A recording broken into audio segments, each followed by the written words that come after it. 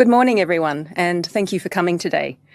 My name is Sarah Balmano, and I am the Director of ESS Operations at IPART, and I will be facilitating today's session. But first, I would just like to show my respect and acknowledge the traditional custodians of the land on which I join this meeting. I respectfully acknowledge the Burramattagal people of the Darug Nation, who are the traditional custodians of the land on which I stand, and pay my respects to their elders past and present. Battery activities in the New South Wales Peak Demand Reduction Scheme, or the PDRS, have been underway for 5 months, so it's a good time to give you an update on what we've been seeing and what we've heard from you. Today's session has an operational focus rather than being about policy design issues, which are a matter for the department, known as DQ.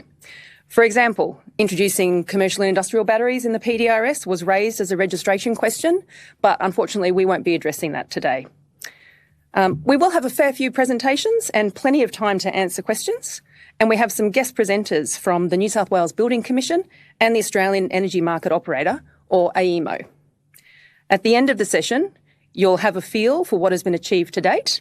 You'll get to hear what IPART and the Building Commission are seeing in inspections, including what you could be doing to improve your compliance, and you'll hear from AEMO on the work they are doing on the DER registration process and why it is important to have batteries properly registered. Next, I plan to give you a quick overview of what have been happening over the last few months. Battery activities have been, as you may know, ACPs have been giving us monthly implementation data. Thank you to all the ACPs that have been providing good quality data and for being responsive to our queries about missing or irregular data. We use a dashboard to interrogate the monthly data you provide and identify trends in terms of location, system size, preferred products, and the installers you are working with. What we've seen so far is that battery activity is happening all across New South Wales. It's great to see the activity isn't just focused on the greater metro region of Sydney. And well done to the ACP or ACPs who went to Broken Hill. According to the data you've given us, over 8,000 batteries have been installed in only 5 months. 15 ACPs are currently active and they're working with over 1,300 installers. And more ACPs are still in the process of getting accredited. Lots of different products are also being installed. We are seeing a range of different brands and usable capacities, which hopefully means your customers are getting systems that fit their needs and their budget. While you're looking at these graphs, I'd like to take the opportunity to point out that battery activities are new for a lot of us, including our existing ACPs working with solar installers for the first time and solar businesses involved in the PDRS for the first time.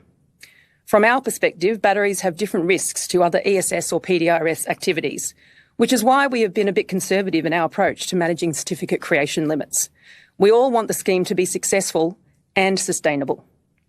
We understand that certificate creation limits can have an impact on how you manage your business, but we will continue to be cautious while we build our understanding of the risks. You always have the option of pre-registration audits, and we encourage you to use these to manage certificate creation.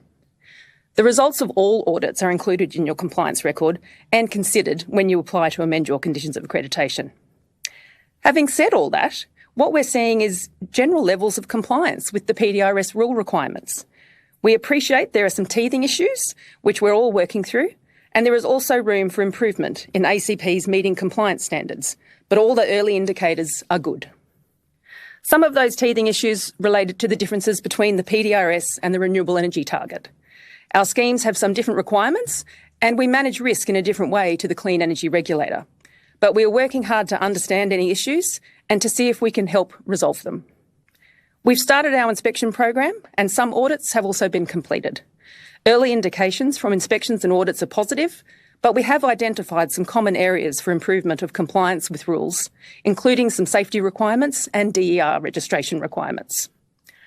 IPART looks at compliance with PDRS rule requirements, while the Building Commission looks at compliance from a different perspective as they regulate the installers. We're working together and we all want the scheme to be successful. We'll hear more about inspections shortly. We are also very aware of the issues you've been having with registering your systems on the DER register. It's important to note that this is actually a requirement for all battery installations, even those outside the PDRS, and it's important for a range of reasons. We'll hear more on that from AEMO shortly. I would now like to introduce you to our first two speakers, who will be giving you more detail on what we have been seeing in inspections. Paul Sylvester is a Principal Analyst in IPART's compliance team and has been leading our inspection activity. Paul is well qualified in this area, coming to IPART from other New South Wales government investigation agencies. We also have Jessie McIntyre online, who is the Senior Coordinator for Electrical Inspections at the New South Wales Building Commission. And he will be talking about the Building Commission's role and give an update on their battery inspection activity and some tips for installers. Over to you, Paul. Thank you, Sarah. I'm Paul Sylvester. I'm a Principal Analyst with the compliance team, and this morning I'd like to talk to you about battery site inspections by both IPART and the Building Commission. First, I'd just like to set the scene by giving a bit of an overview over the different focuses that IPART and the Building Commission have as it relates to battery site inspections. So IPART, of course, has a function of monitoring compliance of ACPs with their obligations under the Electricity Supply Act, whereas the Building Commission oversees the construction industry for residential buildings.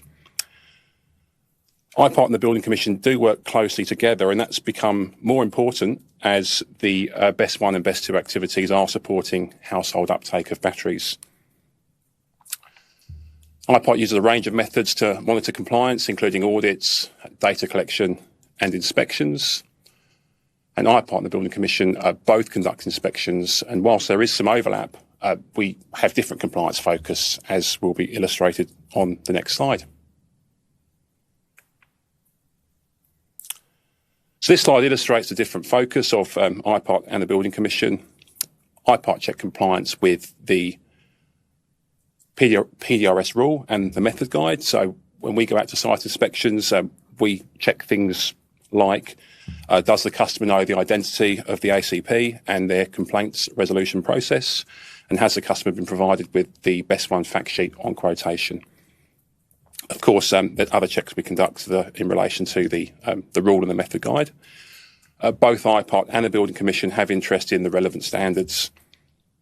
However, I should point out that an IPART inspection is not as comprehensive as a Building Commission inspection when it comes to inspection of standards.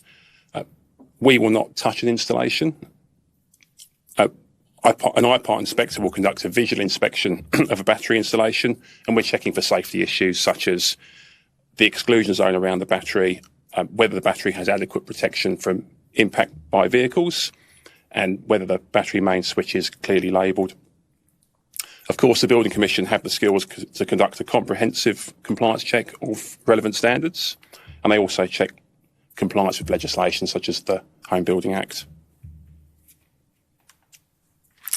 So what have we been seeing? We're 5 months in. I'll start with what we've been seeing in audits. Firstly, we've seen low error rates. So this is a positive early indication. Another way we can glean some early insights is to look at the audit recommendations. And as you'll see from the chart on that slide, the majority of recommendations have related to evidence deficiencies and DER registration.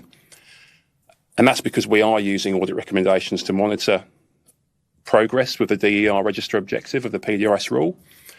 And monitoring will help to test compliance with the rule, DER registration being an integral part of the Best 1 activity. But monitoring will also provide us with information on the lag time between implementation and DER registration. And that will be important information for us when we come to deciding whether to extend the transitional arrangement beyond 19th of June. Monitoring the DER registration will also assist ACPs to understand what proportion of implementations are subject to delays, and this will help ACPs prepare for when the transitional arrangements do expire on the 19th of June. In terms of evidence deficiencies, some of them have related to the geotag photographs. Auditors have picked up issues with photos being resized, metadata being altered, and images being blurred. And perhaps more importantly, the photo not clearly showing how the implementation adheres to the Australian standard.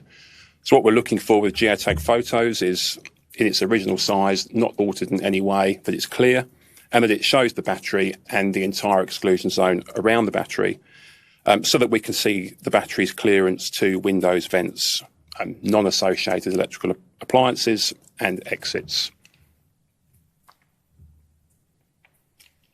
And on to inspections. I'll give an overview of what we've been seeing out in our inspection activity. So the first thing is good news. We've met a lot of very happy customers. And in fact, the main complaint from customers was wives complaining that their husband spends all day looking at the app to see how much power they have. Another insight from customers is that most customers could name the installer straight away, but were not able to name the ACP and didn't know they could raise issues with the ACP. Whilst most customers were very happy, we did meet a couple of customers who had some issues, and if they'd known they could reach out to the ACP, they would have done. Inquiries did reveal that those customers did have the ACP name and contact details on the nomination form. However, they were still unaware, and we would hope to get some improvement in this area by advising the installers that they must identify they're representing the ACP in all forms of communication. And that includes verbally over the phone and on site. And it's also a requirement of the method guide that customers are told of the ACP process for managing and resolving complaints. In terms of the actual installations themselves, we've seen some smart-looking installations, but we have also found a number of installations where the BESS is not adequately protected from vehicle impact. And this isn't just a requirement for a BESS that's installed in a garage or a carport. It's a requirement if the battery is in an area that could allow a vehicle to enter that space, and that's regardless of the area's current use and regardless of any non-fixed barriers that could prevent vehicle access. If a vehicle could enter the space, then suitable fixed protection must be installed. There's an example on this picture here. We measured the distance between, I should say first, a single bollard may not be adequate. We measured the distance between the wall and the bollard at this installation as being 2,200 millimetres. And that's ample space for a car to drive through that gap and impact the left side of that battery. You'll also see there's a washing machine in the picture. Now, whilst that washing machine may provide some protection to that battery, that doesn't count as adequate protection because that's a movable object. And further, that washing machine isn't allowed in such close proximity to the battery because it is a non-associated electrical appliance.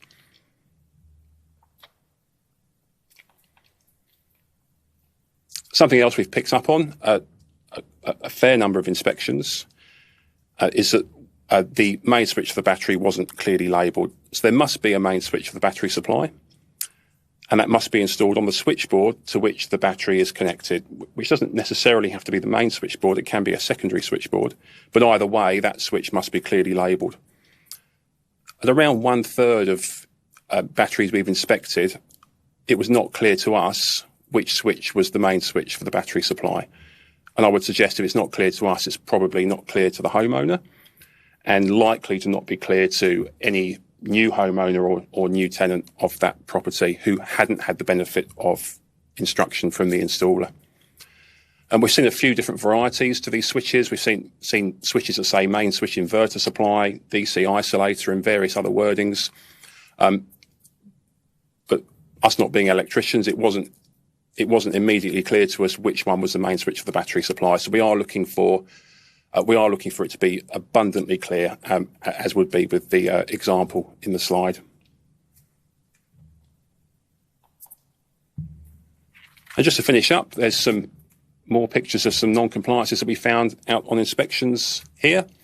The first one to the top left, you can see the top 50 millimetres of that battery is installed against a combustible surface, that being a wooden panel. And on the other side of that wooden panel was a living room, which is a habitable space. So that battery required a non-combustible barrier to be installed. The image in the middle, this is a battery that's not in a carport or a garage, but it is in a space in which a vehicle can access. And that battery does require protection from impact by a vehicle. In this case, that battery would require at least 2 bollards, one at either side, to adequately protect it. And in the final image, you'll see there's a lamp within the exclusion zone around the battery, that being a non-associated electrical appliance. And just beneath that picture is the diagram lifted straight from the standards that shows the exclusion zone around the battery. 600 millimetres either side, 900 millimetres above the battery, but also 900 millimetres above the exclusion zone to the side. Thank you, and I will hand over to Jesse from the Building Commission. Thanks, Paul. Thanks, everyone, for having me here today. My name is Jesse McIntyre. I'm a Senior Coordinator for the Electrical Inspection Space. Building Commission came into effect at the end of 2023, and we are a fit-for-purpose regulator. We've taken any specialist trade licensing we regulate, and that includes the electrical space, which is involved in battery inspections. We began our battery audits in March, and so far, so good as far as installation practices go. So we'll go through that today and talk about what we've been finding. So far, we've done 67 audits on installed battery systems. And what we're looking for when we do is compliance to mainly the following three standards. So AS3000, we're looking for correct cable sizing and cable installation for the AC side of things. The 5139, we're looking at the exclusion zones around batteries, locations, protection, and then for 4777, should actually be 2024 version now, we're looking at the way the inverter connects back to the grid. So we want to make sure batteries aren't creating the potential to backfeed voltages onto the grid if they're set up for a off-grid situation in battery backup mode. Common non-compliances we're finding, apart from the ones that Paul and his team are, is a lot of documentation. So within the standard, it's a requirement that a safety data sheet is provided for emergency services, which should contain the chemical makeup of the battery and procedures to follow if there's ever an incident associated with it. Signage and identification of equipment. Similar to Paul's findings on the main switch, the shutdown procedures need to reflect the signage that is provided on site. So if it is named as a battery isolator or a battery main switch, those labelling need to be represented in the shutdown procedure. Protection by bollards and barriers, same thing as Paul's finding out there. Inadequate protection of battery systems in garages, carports and driveways. If there's any potential for a car to come in contact with those, the installers are required to conduct a risk assessment. That risk assessment should outline any potential risks and risk factors that would be associated with the location, and that would outline their requirements for protecting of those batteries. Residual current devices for downstream circuit protection. If the installation is not modified in any way by the supply, there is no requirement for the installer to change anything. If they do so happen to change any aspect for backup circuits specifically, if they're removing any protection, it must be reinstated and made compliant to the current AS3000 2018 standard. So that means type A RCDs required to be installed to replace the old circuit breakers or isolation devices. And another big one, asbestos contamination.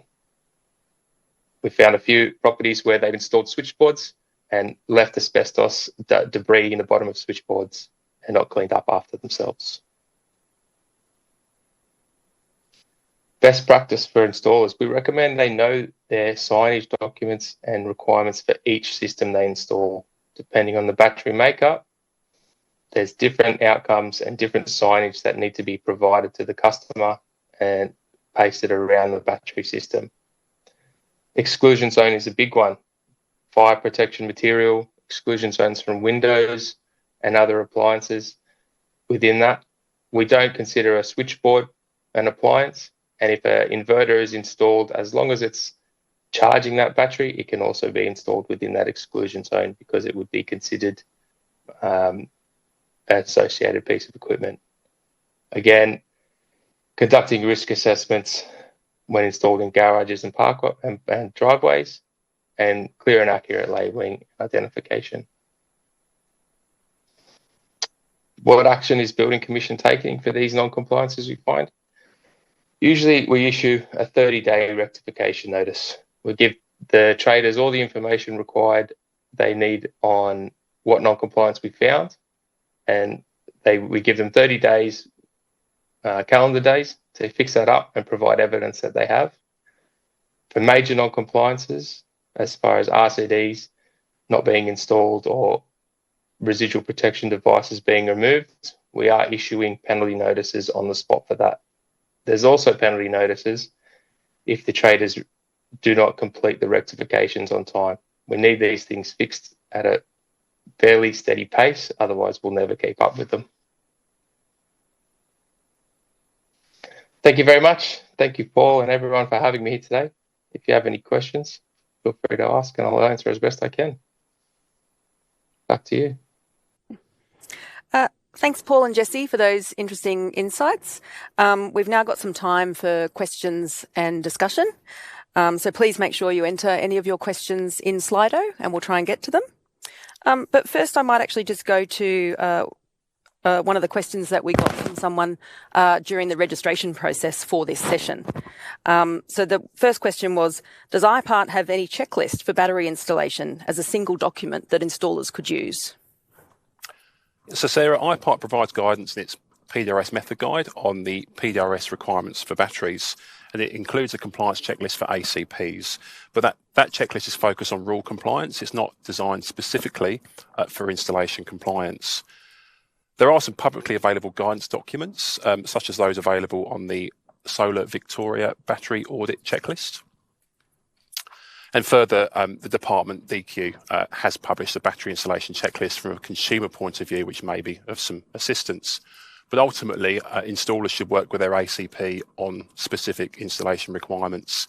IPART does not intend to develop a single document as a checklist for installers. However, we may publish some further guidance, as we did when we published the FAQs for the heat pump water heater installations.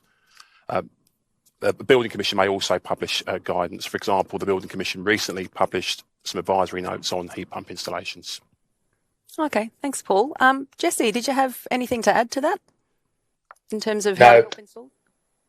No, we don't provide checklists for installers to do.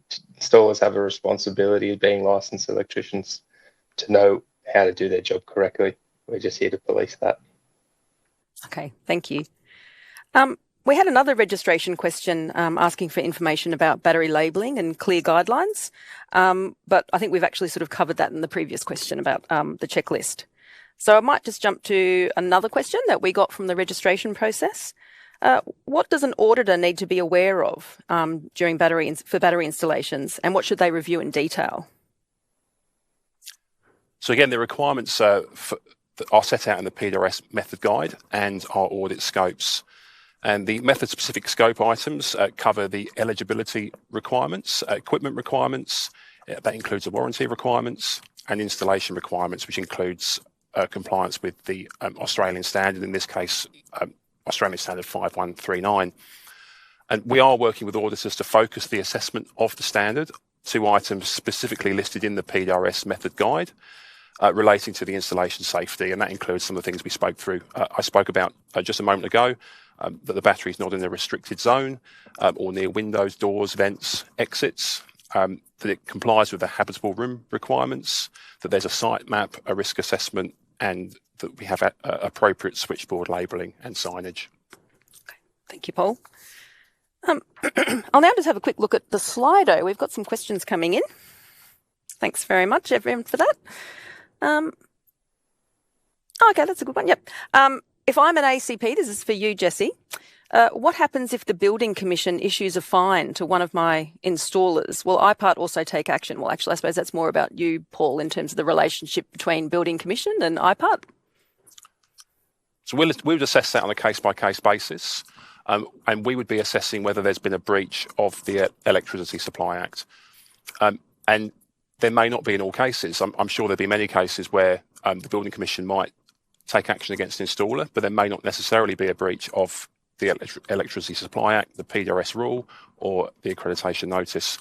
So we would that would be the first thing we would assess. Is there a breach by the ACP? And if there is, we would assess that on a case-by-case basis and apply, and we may apply appropriate compliance action. And Jesse, just to be super clear for everyone, in that situation, if you issued a fine to an installer, would you have any sort of relationship with the ACP? No. So the way our system works is the installer takes full responsibility for the installation. They're the ones that sign off and do the testing. We might contact ACPs for information regarding who the installers are, just to get some better evidence as to potentially what works was carried out at the time of installation, just in case customers decided to change any parts of it after. We don't really follow up the ACPs once we've issued a penalty notice, no. Okay, thanks, Jesse. I've got another question here. I've got new installers. What do I need to do as an ACP?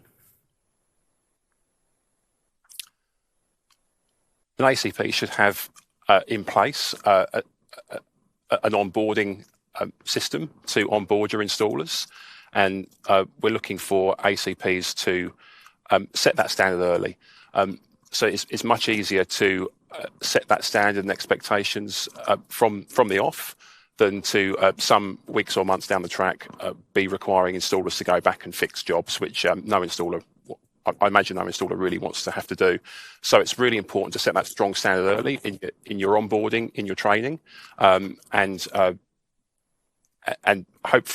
you pick up learnings from audits and inspections, please do feed that back into your training and onboarding process with installers to ensure that you are making it very clear what your expectations are of them from the get-go. Thanks for that. I've got a really good one here. What are the options? Because so far we've been talking a lot about going out and finding problems ourselves, but what are the options for ACPs self-reporting if they become aware of an issue with an installer? We certainly encourage self-reporting, and IPART are interested to know of any issues that they come across, but particularly issues that relate to any fraudulent contact by installers. And we have recently had some self-reporting around staging of heat pump water heaters. But we're interested in all information, and the best way to provide us with that information is to give us a call or to go onto our online portal. There is a customer interaction tracker on our online portal, Tessa, and you do have the ability to lodge an inquiry with us, and that's a good place to do it. I did actually want to check, Jesse, in terms of self-reporting. Do you find you ever get that at the Building Commission, or reporting whistleblowing or anything like that? Or is it a bit too early? Never had an ACP ring me up and tell me that something's been wrong. Customers do send complaints through quite often. But yeah, never an ACP. We do have a complaints section on our Building Commission website, and after this, the ACP should have access to or contact me anyway. So if they do want to report anything or have any issues with installations, feel free to reach out. I think this might be a good point. Don't have any more questions on the Slido at the moment, but I think this is a really good point to provide a bit more information on how we're working together in terms of Building Commission and IPART to share information. And well, that's the main thing we do, is we share information, and that's the key component of our relationship. So IPART does share our monthly data and our implementation data with the Building Commission, and that informs the Building Commission's ability to plan inspections and go out and select sites to have a look at. In turn, the Building Commission advises IPART of problems that they encounter that might be of interest to us. Like, for example, recently the Building Commission did advise us of some evidence of staged heat pumps in their heat pump inspection program. Nothing similar with batteries yet, but that, as we learnt just now, the Building Commission commenced those inspections at the beginning of this month, or at the beginning of March. Do you want to add? Yeah, so we're looking to provide a monthly update to IPART with our common non-compliances we are finding. They're the best contact for the ACP, so if we can get that information across and out to the industry, that'll be good to pick up compliance rates everywhere we go moving forward. Yeah. Thanks, Jessie. And another aspect, I suppose, is that we also all work with Solar Accreditation Australia in relation to these installers. So how are you sharing information with them in real time or? No, case-by-case basis for the CER.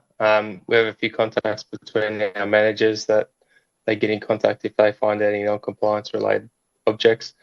In the past, CER inspections are not as current as we do them. We work on a month-by-month basis. As Paul said, he gives us the most up-to-date data and we'll tackle the most recent installations to get them sorted quickly if there's any issues. We can also use that data to target particular installers if we have any previous non-compliance build up with that installer. And we can focus on areas where there's a lot of installations going forward, and also in a lot of the regional areas we can focus on those for large stints if we can get enough work there as well. Thanks, Jessie. And what about us, Paul, in terms of IPART? How's our relationship with Solar Accreditation Australia? I understand we do have access to the accreditation list, and our auditors are able to check against that when they're conducting audits. Okay, excellent. It's probably a bit too early, I suppose, to talk about reporting non-compliances. Hopefully we haven't found too many yet. Not yet. Yes, excellent. I think that might be it for the questions for this session. Is there anything either of you wanted to add? No, I think it's good. I think we've covered a lot in this. And if installers we do focus on installers. So we do encourage the ACPs to make sure that their installers are all licensed and accredited to do the works, and that they are using licensed tradesmen to do the installations, not just subbing the work to license. If they are apprentices out there on site, they should be supervised, and they're prepared if they are doing non-compliant works to have a conversation in the future. Yes. I might just say one thing, Sarah, and that's that I've talked about our inspection function and some of the findings we've made. So ACPs, if we do find some non-compliances, ACPs may receive a letter from IPART identifying those non-compliances. And just please do respond constructively to that letter and take it as an opportunity to contact us and talk through the issues. And we will work with you as much as we can to help you improve compliance in those identified areas. Yeah, I think it's coming back to that point that I made earlier about making sure the scheme is sustainable. That's right. In the long term. Yep. Well, thanks very much, Jessie. I think this is a good point to farewell you as your internet connection is getting a bit shaky. We'll let you know if we get any further questions and hand over to you. But for now, yeah, thanks very much, Jessie. And for the audience, we're actually going to be changing topics now and talking about the DER register. So I would like to introduce our colleague from AEMO, Roy Kaplan, from the DER Reform Delivery Team. Roy has been with AEMO for over 20 years. He spent many years in the metering and retail spaces and has been involved with the DER register from the very beginning. Roy will talk about why the DER register is important and what AEMO is seeing and doing to help installers register batteries and some tips for installers. Over to you, Roy. Hi, good morning, and thanks for the opportunity to come and present on this today. As introduced, my name is Roy, and I've been at AEMO for quite a long time now and been involved with the DER register from day one, really. Now, firstly, just a huge thank you to everybody that's been providing this information to us. Previously, battery information, while it is a regulatory requirement, we haven't been getting as much of as we should have, but we're getting a lot more now, so the scheme is really working, and the PDRS is facilitating much better information on our side. The DER register data that we have is really indispensable to us, and it helps us to understand performance impacts and forecasting effects of the DER on our electricity system. Just as a very little bit of background, if people aren't sure, what is the DER register and what does it store? It's a database of information that's all technical information about customer small generation systems that are installed. It's information about what is actually installed at premises. Most of what we have is batteries and solar panels, but it can be any form of small generation, be it wind, be it micro, hydro, anything like that, trigen, cogen, the whole lot, as long as it fits in the size category which the rules define, which is less than 30 megawatts. Just noting it is a static database, doesn't have any information about what's actually happening operationally. It's what's provided by network service providers or installers on their behalf, and the data belongs actually to the networks. So why do we need this data?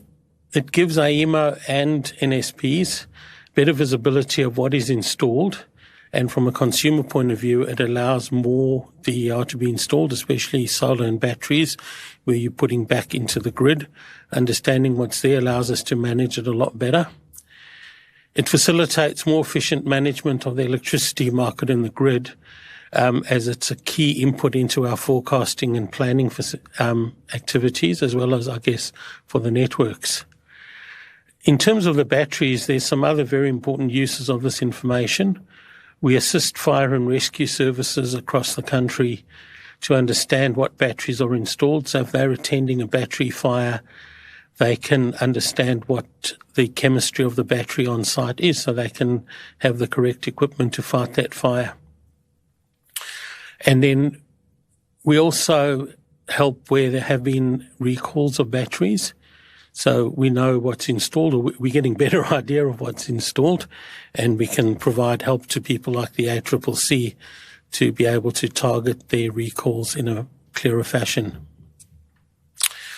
Just some terminology as I move on. Some of the installers, I guess, will know this. What we call an initial record in the DR register, it's an automatically created record based on the connection application that the customer submits through the network. And it's not about what's actually installed or operating. And then what we call a confirmed record is once the generation has been installed and commissioned and the record is accepted. So we know it's generating and the paperwork's all done.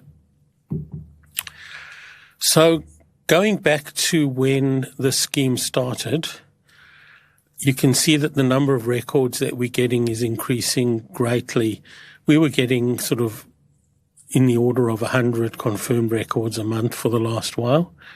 And as things have ramped up, it's gone up to, over 1,000 to 2,000 a month. So it ties up with information that was presented earlier, just showing that a lot's being installed and a lot is being reported to our DR register. Just to show that graphically, the blue lines are the initial records and the orange lines are the confirmed records.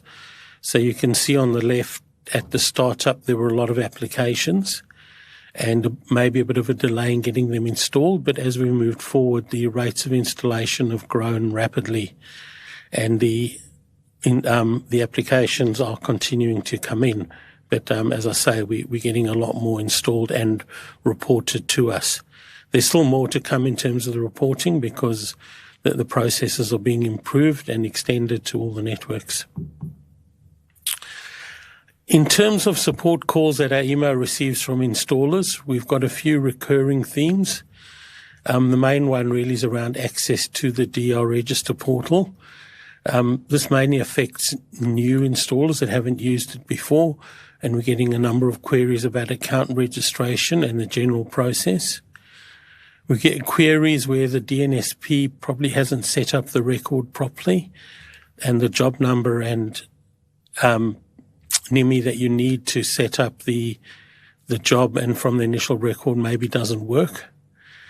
An issue that we've got is that's sort of becoming more visible is when the DR register went live, there's a requirement to collect certain information, but there was a requirement at the time for NSPs to submit all the information they had from prior to go live.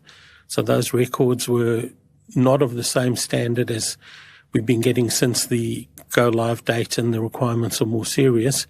So to be able to add a battery onto some of those sites has proved difficult, and we've got some workarounds that I'll talk about shortly. We have an issue where there's difficulties in receiving receipts or even submitting the records.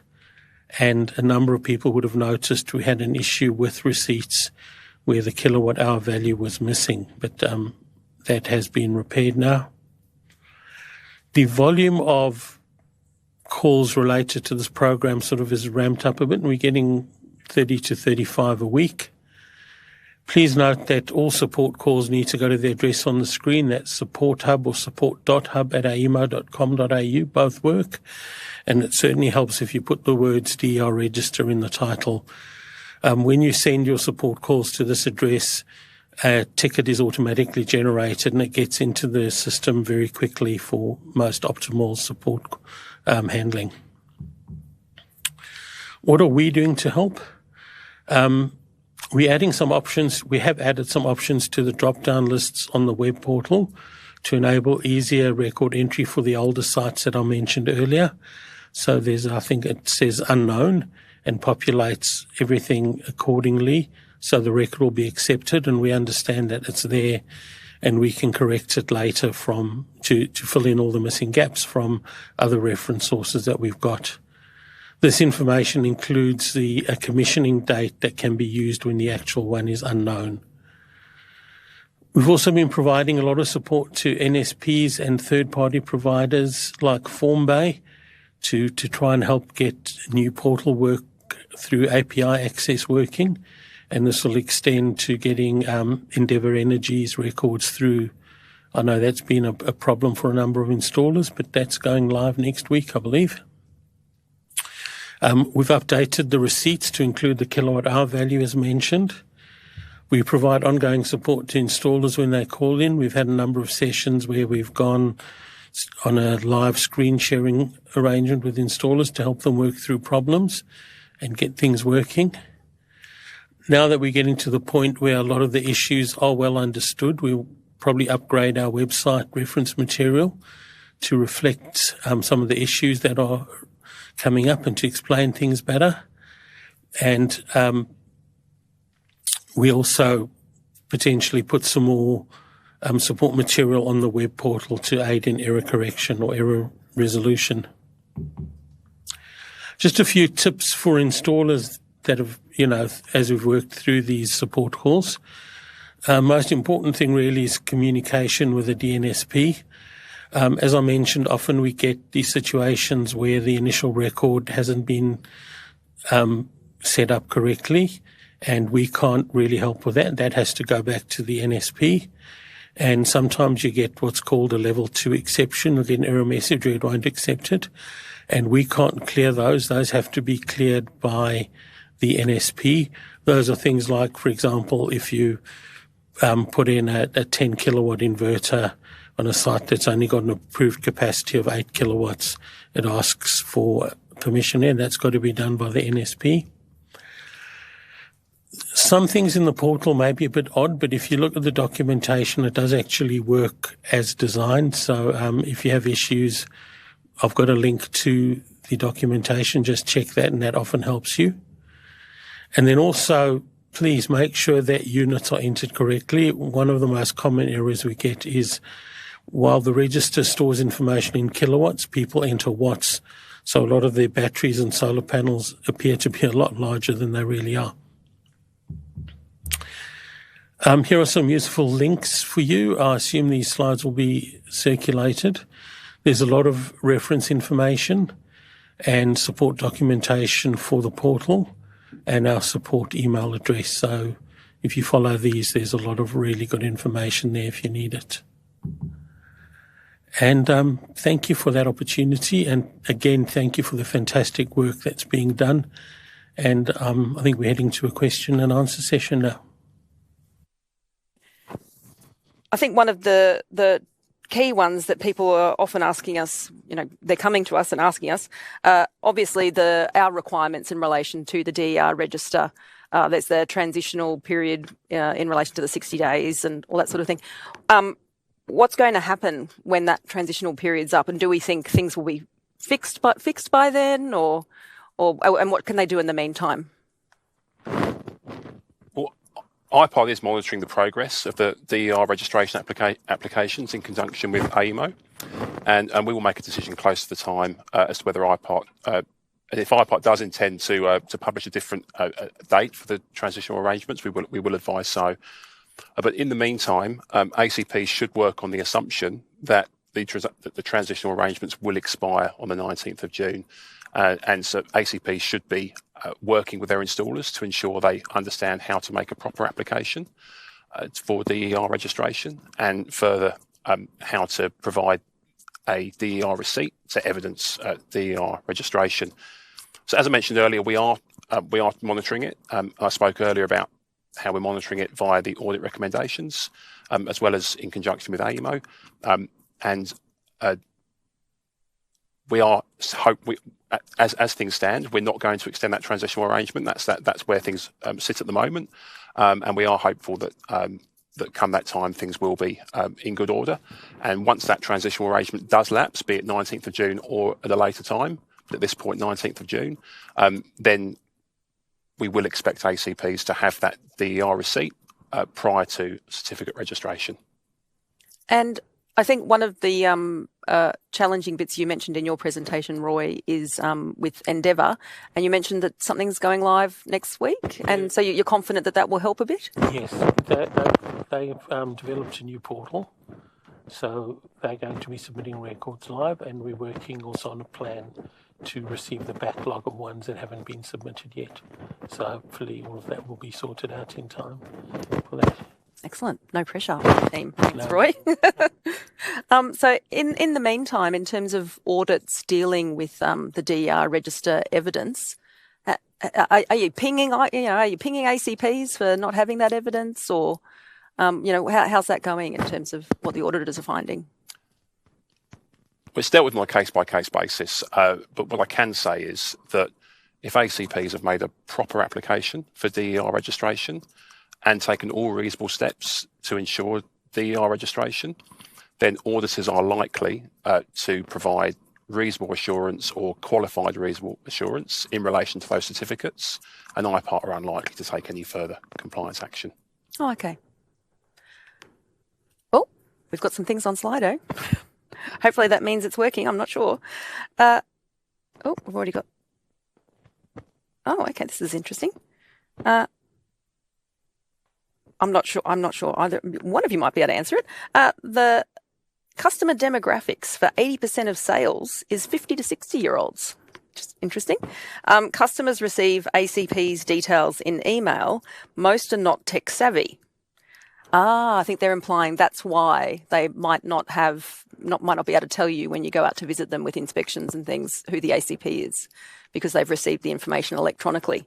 So essentially the ACP is asking what else could they do in terms of trying to meet those requirements, in terms of making sure the customers know who to contact. Provide strong instructions to installers. Yeah. So it is a requirement of the method guides. The installers must be identifying as a representative of the ACP. The customer should be abundantly clear to the customer that this installer is your representative. Yeah. And that should be in all forms of communication, written and verbal. I think we've already done that one. There's another one in relation to audit limits, but we can probably talk about that later. What is the plan regarding the DER register receipt technical issues? So are there separate technical issues as opposed to... I'm not sure what that's referring to. All the issues that have been reported to us, we have resolved or working at resolving. The main one was the issue about the incorrect value on the receipt. In terms of getting receipts, if the job is entered properly and should there be a level 2 exception and the NSP has accepted that, we're not aware of any issues in retrieving those receipts if everything's done properly. But if there are issues, please, people must submit those to the support hub and we'll deal with them. Might just go back a step, as in previous sessions. I think some of the questions are coming through now, so apologies, Roy. This one isn't related to the DR, but how does the Building Commission, which obviously we can't speak for Jessie, but how does IPART and the Building Commission together update ACPs on inspection results, regardless of the outcome? Similar to Solar Victoria and the CER reports. At the moment, if we do find issues, we will put them to you in writing. And we will also include in that the number of inspections that we went to. So that will give you an indication of how many sites we went to that didn't have any issues. And the sites that did have issues, we will identify. At the moment, we're not notifying ACPs if we've carried out inspections and not found any issues. And that's something I'm willing to consider doing. So that's some good feedback, and I would certainly take that on board. If the Building Commission do advise us of findings from their inspections, then I will look at including that in our same inspection letters, so that you're still getting one document and not two. Yep. I think we've actually addressed a lot of the things that are in the Slido questions. So I might just have a look in terms of. Oh, no, another one popped in. Oh, okay. I think it is working. What is IPART's stance on the Endeavour DER process? Currently, they need to apply for Grid Connect and complete a web form, but can't add battery to the DER. Does that make sense? Not entirely, but I understand that the Endeavour system is going live on Monday. Yeah. And the instructions are on their website. And Roy, please correct me if I'm wrong, but I understand the applications will be via the AEMO online portal. And that Endeavour are working on the existing applications. I think that's as far as I can take that at this stage. Yeah, so with the new portal stuff will go straight through to us, and we're working on processes to absorb the bit of a backlog. And I might just jump back a bit, because you did mention just in terms of the evidence requirements, and you're saying as long as ACPs are providing, taking reasonable steps to collect evidence that they've lodged it correctly. What is that evidence? What are we expecting to see? It's evidence of a proper application and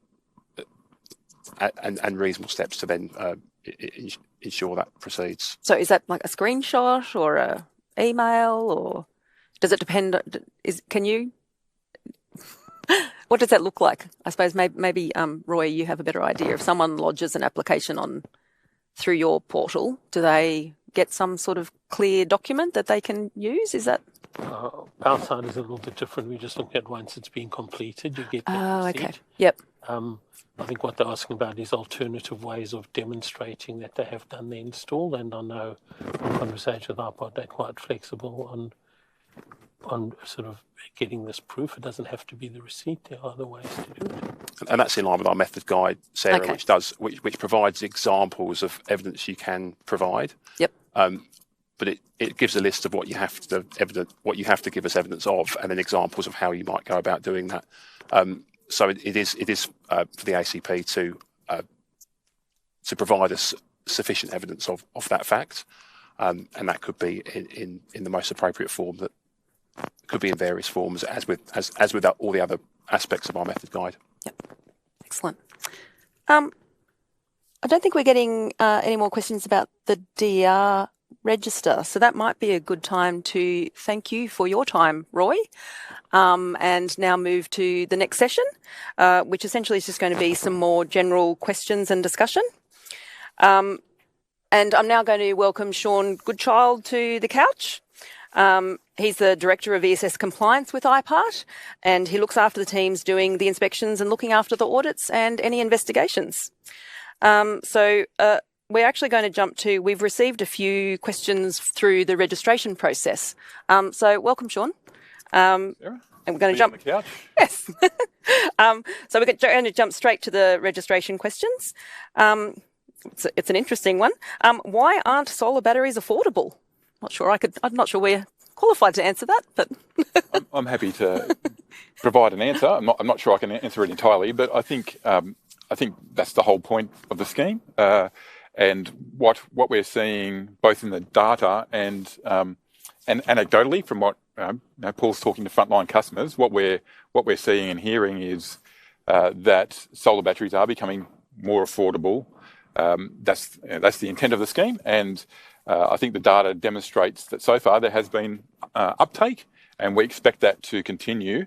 And Paul might be able to speak on some of the anecdotal feedback, but certainly what we're seeing is that customers who otherwise may not have installed a battery are doing so, and it's the scheme that's made that difference. So I'm sure the ACPs out there are hoping to see that continue, and we as a regulator wanting to see this scheme be sustainable and grow. We also want to see it, so we have a shared interest. But I guess that's my comment on that. I'm not sure if Paul has anything to add from what he's heard. Well, I mentioned earlier that we met some very, very happy customers. What I didn't mention was that they also expressed that they were very grateful for the discount they received in order to install the battery. So some very positive feedback in that regard. And I might add, we did meet one customer who didn't know where the battery was, and that was that was the most interesting inspection. We found it, but we found it eventually. Pretty hard to miss. Yeah. Overall, we've had some very positive feedback from the customers. Excellent. I've got another one for you, Sean. Does IPART have data on how many BESS 1 battery activities have also been sold with a BESS 2 VPP activity? So basically, what's the uptake of the VPP sign-ups? I'm not sure we have anything to hand of data where it's been sold as a package. Certainly, some analysis we could probably look into, and sharing some information if we have that, and if we can provide that. I think, as a general statement, the uptake of BESS 2 has been slower than BESS 1. There are less ACPs accredited for that activity, and even less that are active in that activity. And we haven't seen so far a business model with that package offering being as prominent as some of the other BESS 1 kind of business models, which are usually just around well, most of them are just around the BESS 1 activity, but certainly something that we could look into further. Excellent. We had quite a few registration questions. So the next one is in relation to, somebody asked about the commercial and industrial batteries being introduced to the PDRS. I did actually address that right at the start of today's session. That's actually a matter for the policy agency. So DQ, we'll work with DQ, when that comes up in terms of if they do decide to get them included in the scheme. I've got a fun one now. Are there stickers available to cover up the branding on Tesla batteries? I can perhaps answer that. Well, there are. They are available online, but I'm pleased to say that certainly in our inspections and dealing with customers and all the other interactions we've had, I'm yet to come across any incident of anyone looking to vandalise a Tesla battery. Further, it would be preferable to not alter the appearance of the battery, just for safety reasons and for potentially firefighter identification of what they're dealing with. So we've now got some more Slido questions. This is probably one for you, Sean. If someone has they've got a post-registration audit limit, what do they need to do to increase their limit? Well, they can make an application. So we do have guidance published on our website for amending your certificate creation limits. So the first thing I would do would be to encourage somebody that's in that position to carefully consider that guidance. It provides information on what we're looking for, including compliance risks, but also getting to know a bit more about your business and telling us about how you're managing the increasing levels of activity under the scheme. So what I would say is that where those applications are well considered, where they address those risks that are kind of spelled out in the guidance, they're more likely to be successful applications. So we obviously have seen quite a few of those applications come through, and we have been dealing with those, and we expect that to continue. So the audit process itself does provide good opportunities to be able to draw on evidence and examples and include that in the application. So that's kind of what we're looking for, that you know what you're doing, you're managing your compliance risks, and providing the decision maker, which usually won't be me, but providing that decision maker with confidence that whatever you're seeking can be approved, or in some cases the decision maker may decide something less or something more. It really is quite flexible when you look at the details of that guidance material as to what types of conditions can be imposed on accreditations to manage risk. Thanks, Sean. And I can actually add to that, as I actually look after the team that looks after that process. And I think it's important to note that we look at not just your audit results, but your whole compliance record. So particularly how you work with us when issues are identified, how quickly you rectify those issues, how quickly you respond. Are you responsive when we reach out to you? All those sorts of things. So the best and easiest, quickest applications that we can process are the ones that give us all of those details in terms of exactly what Sean said, in terms of how you're managing risks in relation to scheme risks, not necessarily risks to your business. Obviously, we're more interested in terms of battery safety risks and things like that. So, and making sure customers are protected. Just trying to find one I haven't already asked.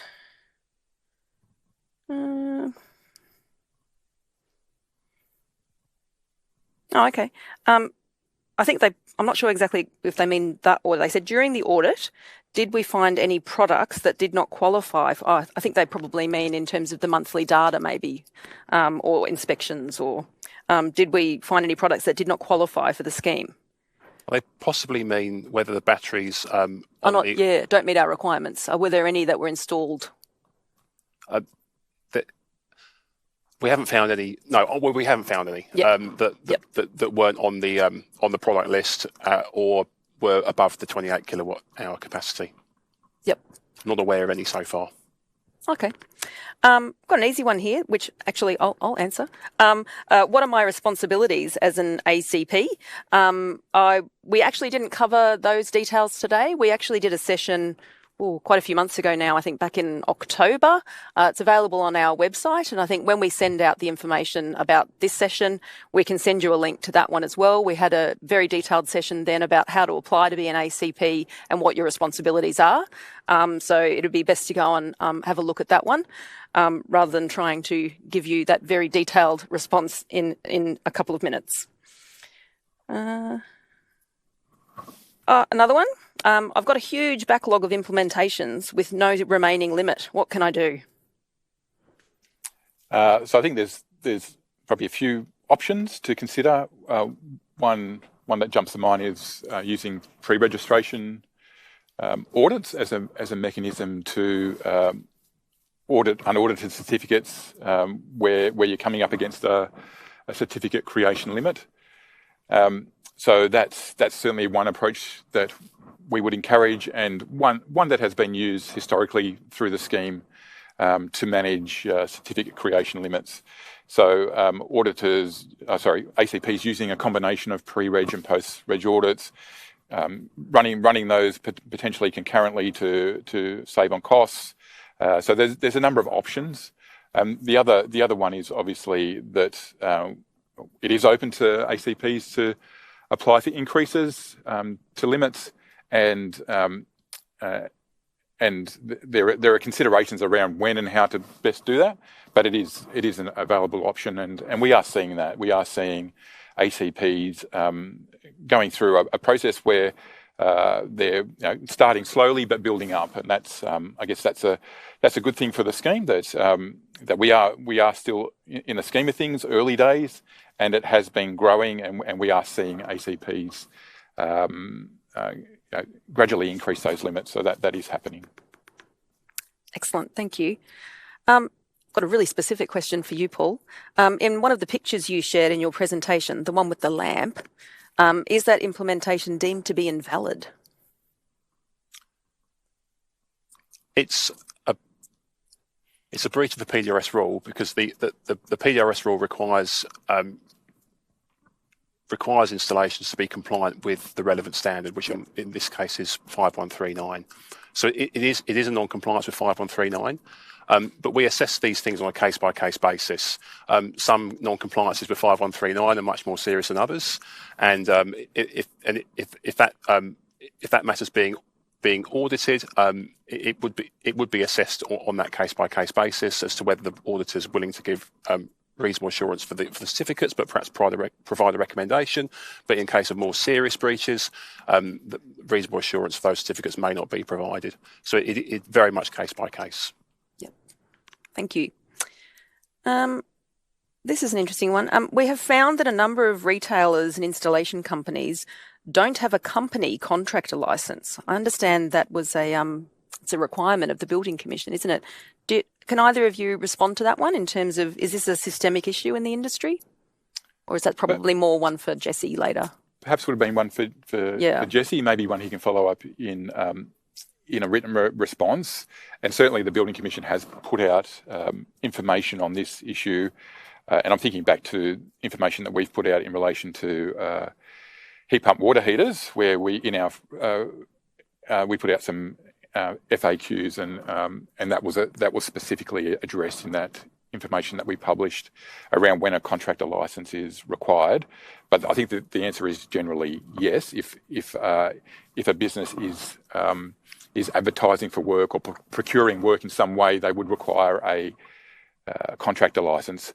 But I think to get a more precise answer, perhaps the Building Commission is the right place to ask that question, and also have a look at that information on our website about heat pumps, which would be analogous to the kind of situation here where electrical contractors are installing batteries. Not sure if you got anything to add on that one, Paul. Off the top of my head, no, nothing to add. Yeah. Got a good one probably for you, Sean. How can I ensure my audit goes smoothly? It's a good question. I think upfront is putting some planning and thought into preparing for that audit. Sometimes the delay that you might experience, and I should say that the majority of audits are progressing relatively smoothly. Like with any activity, when you're still learning about the activity, the earlier ones were probably a bit slower, and we're getting better and better as we get practice, which is true of any type of work.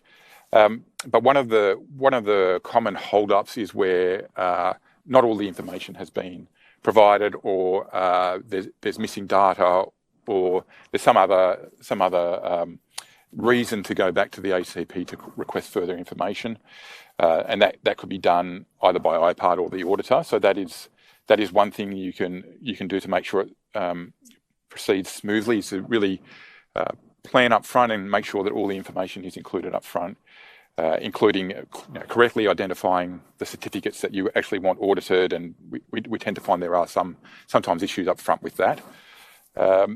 Working with your auditor in a proactive way, working with our compliance team in a proactive way. If there are unreasonable delays, or you think there are unreasonable delays, then we are happy to hear about that. But from my point of view, I haven't really seen any kind of really material, substantiated issues with delay. But if that is happening, by all means, bring it to our attention, and we can have a look at that as well. Excellent. Thanks, Sean. Could one of you provide some more clarification around the warranty requirement for batteries under BESS 1? Many manufacturers have a clause around warranty start date. Can either of you respond to that one, or is that a take it on notice? I recall that that some manufacturers were willing to adjust the warranty description from date of implementation, but others weren't. I think the question might be around that. Yep. But perhaps we should take that one on notice so we can give a more considered response. Okay, thank you. This is an interesting one too. I think, Sean, you should probably take this one. Why does IPART ask for data for jobs that haven't been submitted yet? I think they mean in terms of certificates created yet. IPART audited jobs that weren't compliant, and I think what they're actually asking is, why do we get the monthly data? when ACPs may not have had a chance yet to actually do their own quality assurance on that data. And then obviously they will then upload more data when they're ready to actually create the certificates that would have been quality checked by that point. So why do we ask for the data, the early data? Yeah, I think it's a good question, Sarah. A really good question. There's many purposes, and I'll just say that since we've started collecting that data for batteries, we have done it in the past for residential activity under the HERE method, but it has been so valuable for us as a regulator to get early awareness of the location of installations, the types of installations, types of products.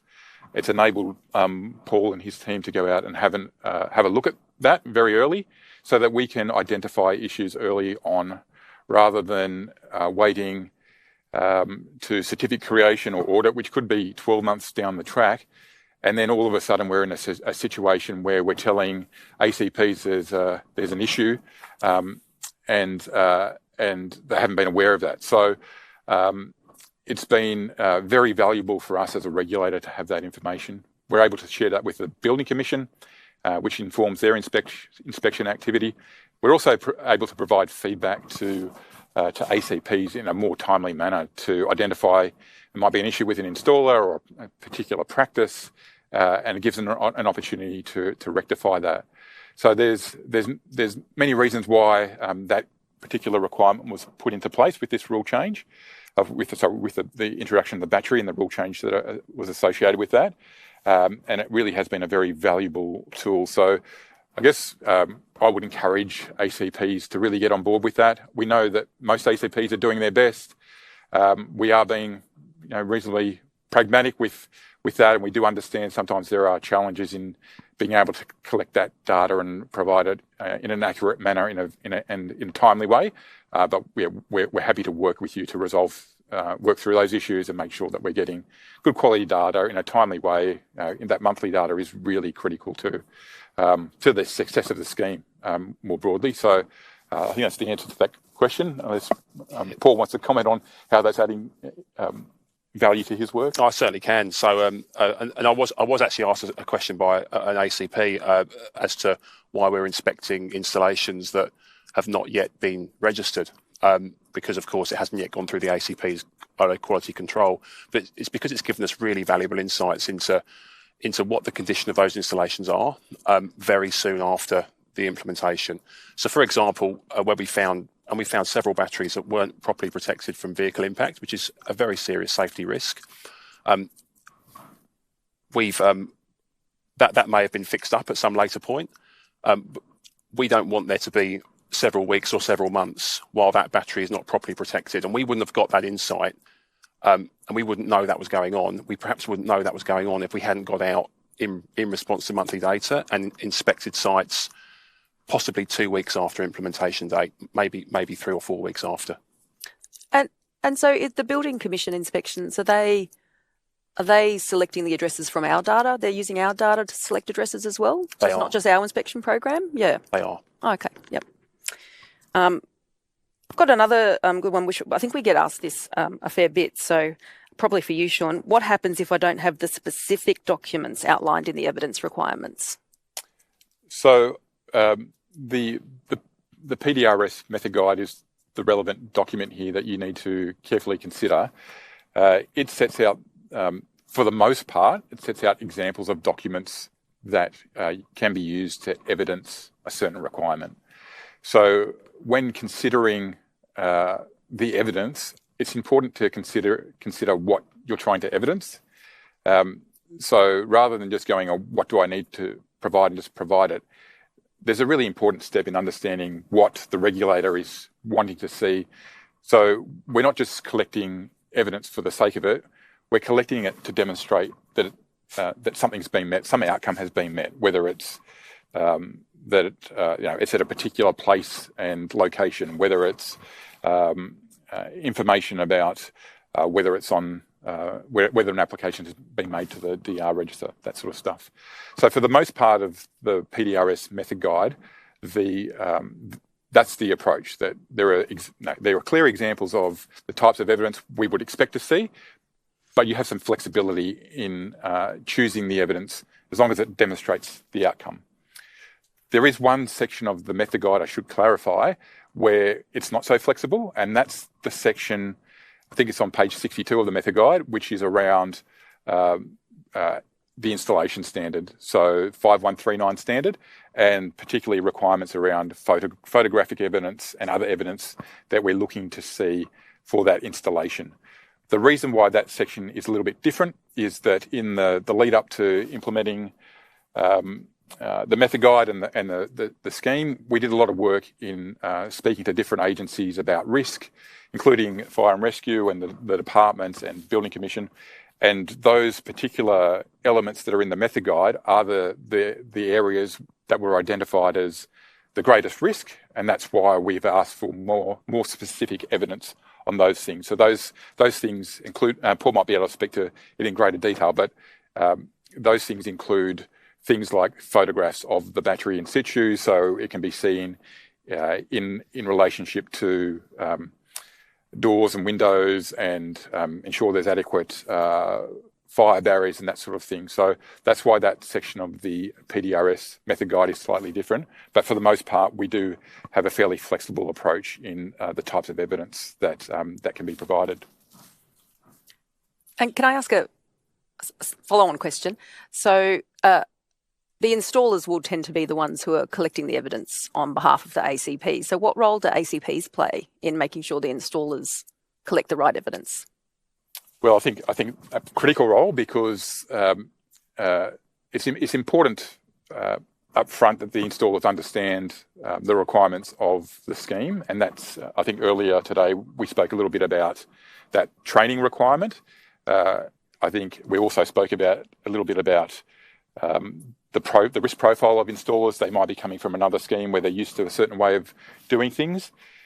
So understanding that this is a separate scheme with separate risks, separate piece of legislation, these things are different. And having that understanding up front would assist in installers having an understanding of why they need to collect certain evidence, but also having very clear processes around what ACPs expect to see in terms of evidence, because it is critical in them, in ACPs being able to evidence the certificate creation. And I think another point that Paul mentioned earlier was that feedback loop. So where ACPs are learning out of audits, or they get a letter from Paul's team about an inspection activity, that there's a feedback loop to the installers to help reinforce that message about what is expected in terms of evidencing good quality installations. I think that's really in the interests of the scheme. And if the installer has questions about evidence requirements, because I think we have heard that in some cases different ACPs they obviously have their own training they deliver and their own checklists and things like that. Who should the installer go to if they're a bit confused, if they're working with multiple ACPs? Well, I think in the first case, the ACP. Under our legislation and our framework, the ACP is responsible for the activity that underlies the certificate creation.